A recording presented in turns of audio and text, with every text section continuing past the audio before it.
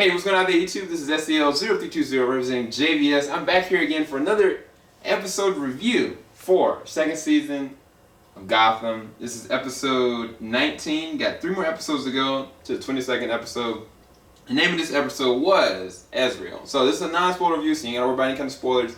I'll do that afterwards. But all in all, this is actually a pretty interesting episode for a lot of different reasons. I mean, having Edward Nygma kind of in the predicament that he's in after everything he's done. I mean, he's kind of unredeemable, but now he's kind of in the sane asylum and he's thriving. To see like Penguin and his mental state is gone. Same thing with Barbara, she's just gone. But the thing is that Bruce, Gordon, and Bullock, they're trying to uncover and unravel what's going on. And basically, they come to find out there's a new player in town by the name of Azrael. And he's just systematically taking out stuff. And the first target he gets to is Gordon. And he's like trying to do all different things. You actually find out that Theo Galavan, that was brought back to life by Hugo Strange, creates Azrael the persona. And I mean, it's totally off key. This is not the Azrael from the comic books, nor is it canon at all. But one thing I'll say that they do really well is that you have this real feel of Batman in the presence of this universe, because the way that they actually shoot cinematically Azrael, and the way that he moves, and the way that the fear that he brings, and just the way that they honestly can't stop him, that is the presence of Batman. Matter of fact, there's a moment that actually Bruce gets to see it, and it's really intriguing kind of what happens with that. I actually did a reaction to it. I'll probably bring that up a little bit later on.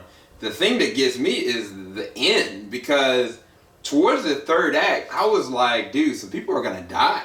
And I'm not going to say if they do or don't, but it was really compelling in a lot of different instances. The problem that I have with it is the fact that this is not the origin story of Azrael, nor is it, you know, Theo Galavan. I mean, what's the realization behind his real character, you know what I'm saying? But for this world and for what they built for the character, it's actually done really well, and it's actually, matter of fact, fleshed out pretty well. It's the problem that's going to be with, I think, a lot of different fans, going to feel really campish. It's going to feel really like a copycat of Batman, and we've seen different nudges with that. Matter of fact, that Hugo Strange, just in what he's trying to do and what he's trying to create, everybody will make reference to it from different Easter egg standpoints, but I don't think they're going to be able to accept it, because these are not the actual pinpoint origins of these actual characters that are being developed. Now, I will say this, that Nygma finds out something towards the end that, to me, is going to bring us into a whole different realm as far as the villains are concerned, which I'm really excited for.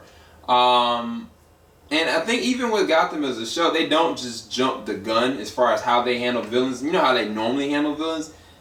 They can't really handle this person. So it was really interesting to see them kind of fish out of water kind of scenario. And I don't know. All I can say is I'm optimistic to see where they're going to go with the rest of the season. I'll give this one a 9 out of 10.